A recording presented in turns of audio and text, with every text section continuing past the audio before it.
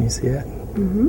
Okay, now notice how I can like trace it on your skin. And you can feel this energy moving throughout your body. Do you feel that? Mm-hmm. Good. Okay. Okay, I'll stop there.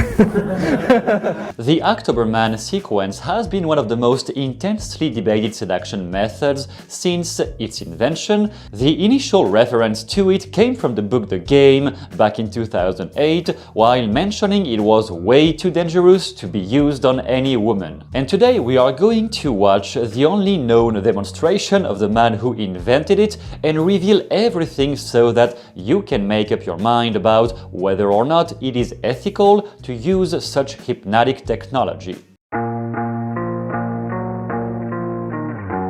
First of all, the name of that technique reveals something really interesting. One of the inspirations for it came from Milton Erickson himself, the father of covert hypnosis. Initially, the case was called the February Man. Back then, Erickson was helping a young woman who had developed a phobia of water after nearly drowning. Over the hypnotic sessions, Erickson manipulated her identity to help her recover from trauma. During those hypnotic sessions, though, he planted himself into her childhood memories as a friend of her father, coming in February due to the fact she was born in February. Apparently the month was changed for October because the creator of the October Man was born in October himself, which, funny enough, is also my case. On top of that, it was also a reference to the actual movie called The October Man, where a woman was gaslighting and psychologically abusing a fragile man recovering from guilt and trauma,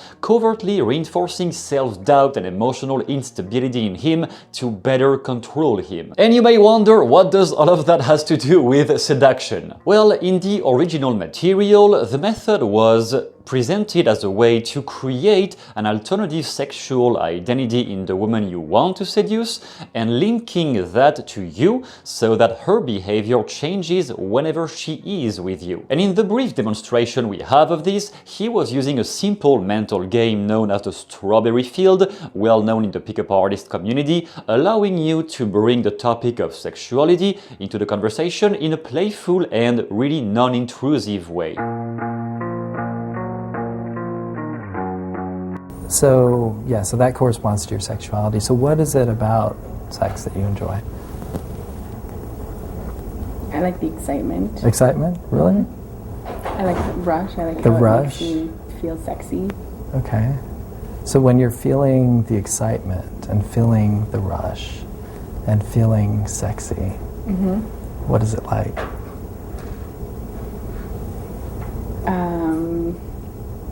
Really energizing. I find that I take on a different personality. Really? Yeah. Like what kind of personality? You know, sometimes aggressive or playful, or you go into sex mode. Okay. Sex mode? Yeah. What's sex mode? Oh, okay. Wow. You know? Yeah. Cool. In hypnosis, this technique is simply called value elicitation, that I talk extensively about in my course on hypnotic seduction, and you can also find down below an overview of the 5 best language patterns I have personally developed in my own life, also inspired by the October Man, to be honest with you. But the idea of value elicitation is to ask focused, directing questions that lead the mind of your subject into a certain or chosen direction. And instead of arguing with her answers or debating about it, you simply feed back to her exactly what she said to make her dive even deeper into the feelings associated with it. So whenever he repeats the words she used, like excitement, rush, feel sexy, energizing, different personality, and ending this with what is it like in the end, it is simply a linguistic maneuver to get her to experience those states more fully. As a reminder on female psychology, morphology, it is never about proving to her logically one thing equals this. It is always about getting her to dive deeper into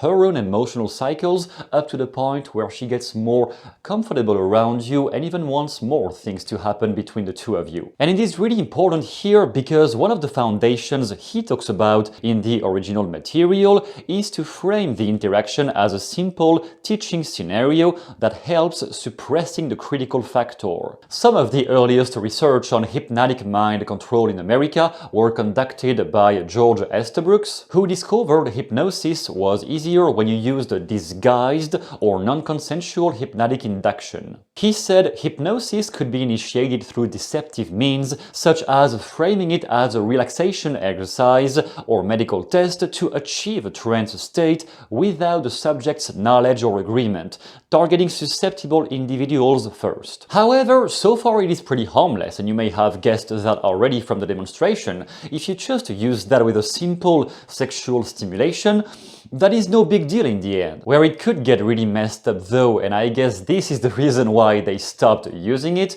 is if you apply the same process while eliciting not just states, but actual childhood memories, especially the ones that helped forming her sexual identity when she was a teenager, for example, and you start playing with those memories, that's where it can get really messed up. But in any case, the real power of that method does not really come from the information you're getting from her mind, but more how, specifically, you are using that information.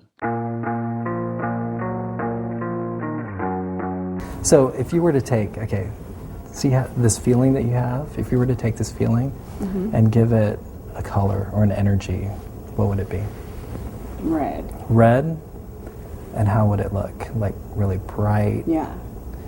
Anything else about it? Opaque. Opaque? How big is it? The color? Yeah, I mean, how big is it? Like, where's it at in your body when you feel it? Oh, all over. All over your whole Yeah. body? Yeah. Really? Okay. And is it moving anywhere? Or is it in like a certain spot? I guess it moves. Okay, so if you were to take this red energy, tell me more about it. Like, is there sparkles? Is it glowing, pulsating? Yeah. It's pulsating. In my heart. In your heart? Out of my skin. Okay, cool. So if you were to take this red color and just notice how if I take it in my hand right here, okay.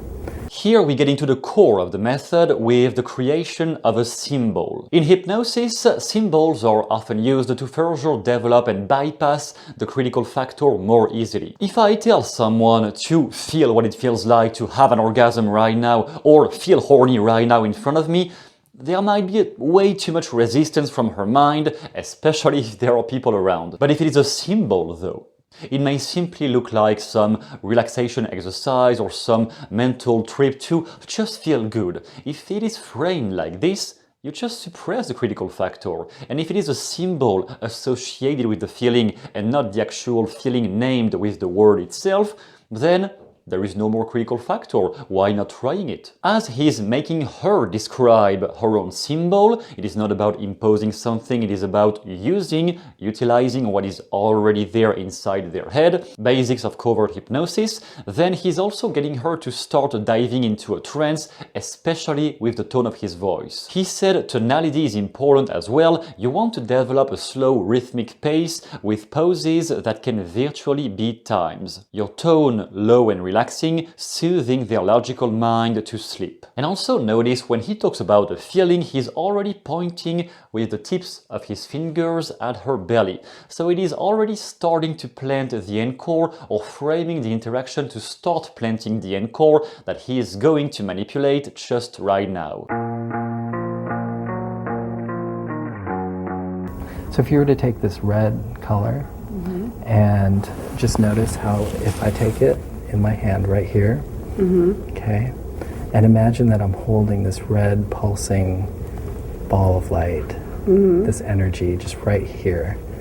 Okay, notice like as I move it and kind of just like brush the surface of your skin, can you feel it? Right here? I can feel it. just like that. Okay. Now take a deep breath in and breathe out. And just see this ball of light getting even bigger and more intense. And just starting to pulsate, so that with each breath that you breathe in, it just gets bigger and more intense. Breathe in. Good. Okay, now notice how I put it right here into your chest. Okay, and you can feel this energy just come right into you. Take a deep breath and just imagine this ball of light right here. Okay, can you see it? Okay, now notice how I can like trace it on your skin. And you can feel this energy moving throughout your body. Do you feel that? Good. Okay. Okay, I'll stop there. I won't go any further than that. But what was that like? What was it? Fractionation is the idea of breaking a state and getting back into it later to further deepen the state. But here the real fractionation does not really happen through the suggestions or the hypnotic effect, it happens more with the physical touching.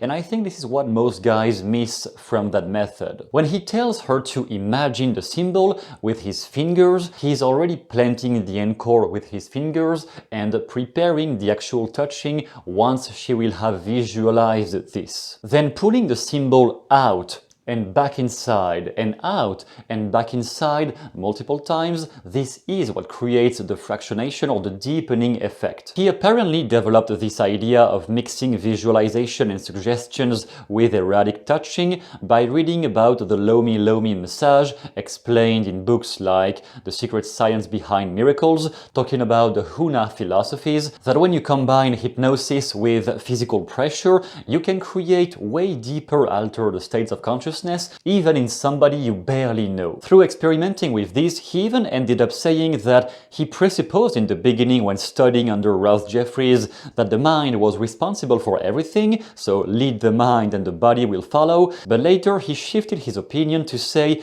actually lead the body and the mind will follow. Very much like Tantra, because that's what I know there are certain forms of Tantra that do that exact type of thing, where it's like a massage, you know, where it's combining touch, visualization, and verbal suggestion, you know, how you're making it more intense and those kind of things.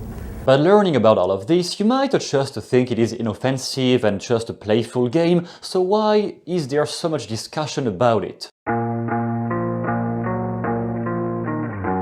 Well, because what is shown here in that brief demonstration is only a very brief part of what the actual October Man truly is. If you combine this with the rest of the material and also the discoveries made from the MKUltra program, you get something much more problematic. In the original method, you were supposed to alternate between evoking pleasurable states and also evoking deep trauma, like it is done in The Silence of the Lambs, something the author was frequently referring to. In his own words, if everything is peachy and sweet all the time, and there is never anything uncomfortable or stressful in our lives, we'll first of all never grow as individuals, and more importantly, won't get as much pleasure out of the good experiences. The basic idea of psychological abuse in the MKUltra program from the CIA back in the day was to create intense emotional instability through mental torture up to the point where the subjects lost their sense of identity. And in the October Man sequence, part of the method was to condition the woman to believe that all her trauma were still existing and alive way outside, but whenever she was staying with the October Man, therefore, whenever she was staying with him, close to him, then she was only experiencing intensely pleasurable states, and everything, all of her problems were gone, vanishing away from her life. Which on another level is pretty much what pimps are doing with their employees, they basically offer them a safe environment and give them money and stuff like this. But then whenever they want to leave, they threaten with physical violence, even sometimes actually using physical violence to condition her to associate the fact of leaving them to actually enduring that level of torture, up to the point where she might prefer remaining a victim rather than escaping or attempting to escape. However, I really don't believe they went that far in the creation of that method. I even tend to think that Neil Strauss made the whole thing way bigger than real life for marketing purposes. Obviously, if you sell some shady, dark mind control technique, it sells much more than some positive hypnosis to feel good. But in the end, I don't think they really used any kind of torture or anything like this. I think it is partly a myth on the internet that started to become alive with all those dark stories about somebody committing atrocities because of the mental conditioning. But I think the actual reason why they said it was too much is because, even from my own experience, when you try to use anything hypnotic, not even that far, not even that level of conditioning or anything hypnotic on a woman who is already emotionally unstable or has some medical condition like being bipolar or anything really serious requiring some medication, then yes, you can create really messed up states and she might start hitting physically any other girl you talk to. That happened to me for real, and I did not even go that far. So I understand why maybe they said it was not to be used. On the opposite though, as long as you just remain playful and you develop your